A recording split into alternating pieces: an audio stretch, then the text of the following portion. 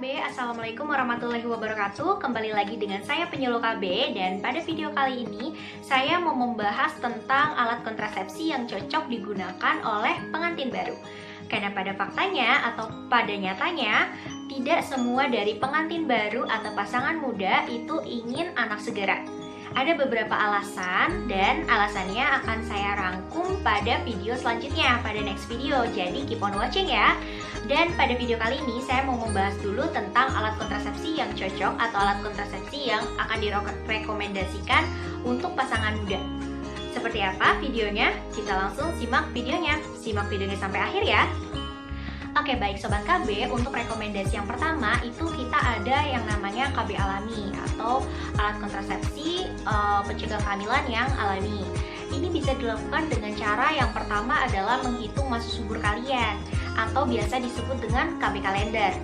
Nah, tapi untuk KB jenis ini atau cara ini itu hanya bisa dilakukan atau bagus dilakukan bagi kalian yang memiliki ketelitian dan kedisiplinan yang tinggi.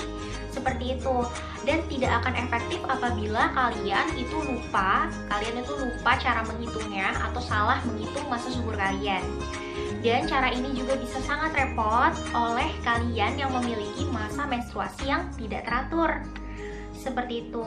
Kalau misalnya kalian salah hitung masa subur kalian, maka kehamilan itu masih bisa terjadi. Seperti itu. Dan selain KB alami yang lewat KB kalender itu, ada juga kita di sini yang namanya senggama terputus. Buat kalian yang belum tahu senggama terputus itu apa, senggama terputus itu adalah pencegah kehamilan dengan cara ejakulasi itu dilakukan di luar dari vagina.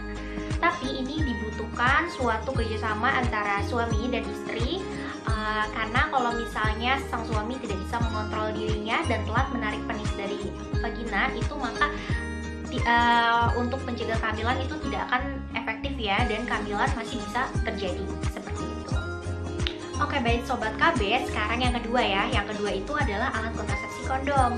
Nah, saya rasa Sobat KB semua di sini mayoritas sudah mengetahui ya tentang apa itu kondom, bagaimana cara pemasangannya, fungsinya seperti apa.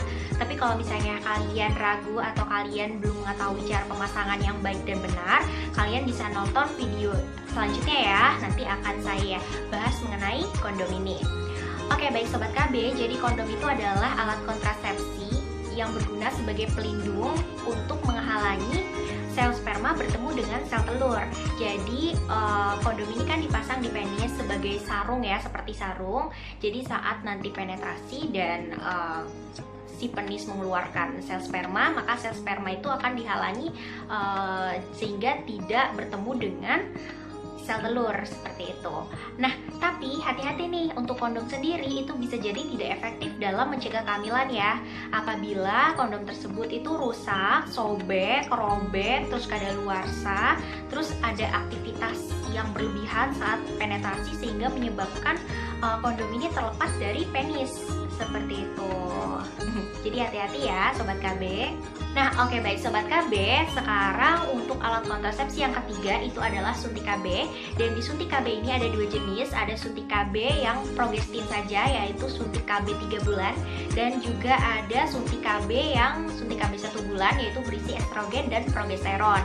Nah, ini suntik KB itu bisa mencegah kehamilan ya, bisa mencegah kehamilan pada pengantin baru. Tetapi ingat, untuk suntik KB karena bersifat hormonal, dia memiliki efek samping. Efek sampingnya itu apa aja? Efek sampingnya itu adalah timbulnya jerawat, peningkatan berat badan, soalnya kan bersifat hormonal ya. Tapi balik lagi, semuanya tergantung dari tubuh kita masing-masing, karena reaksi di setiap orang itu berbeda, tidak bisa disamakan ya ibu-ibu semua ya. Terus kemudian efek sampingnya itu adalah siklus menstruasi yang tidak lancar, terus kemudian adanya pendarahan di luar siklus menstruasi seperti itu.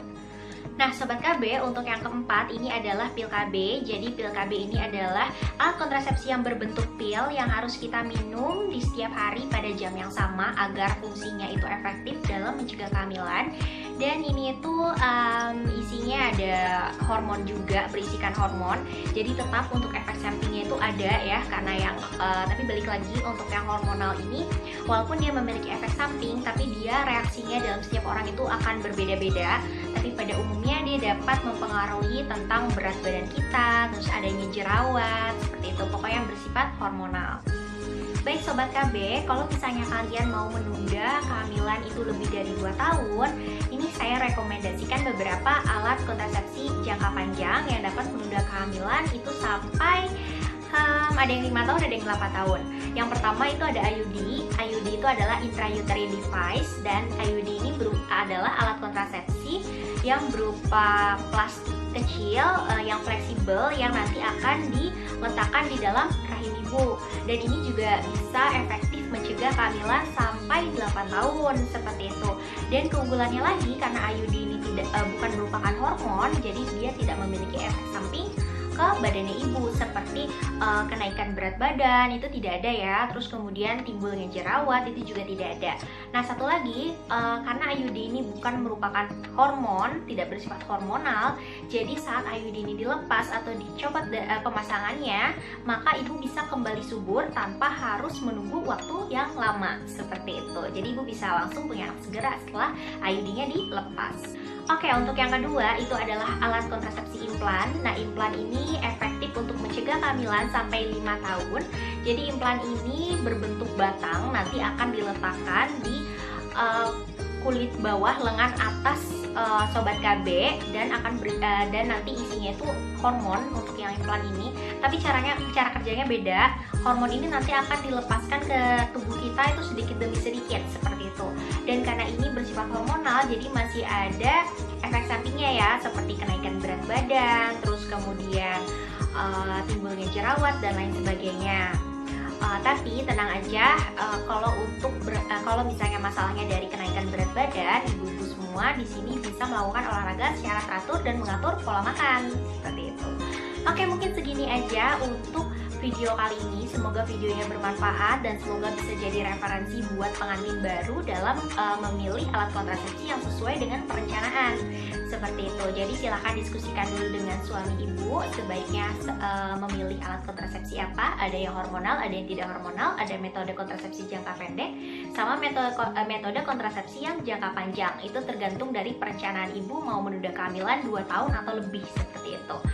Oke, semoga semuanya sehat sentosa, sehat walafiat juga, dan semoga semuanya happy terus. Wassalamualaikum warahmatullahi wabarakatuh. Berencana itu keren.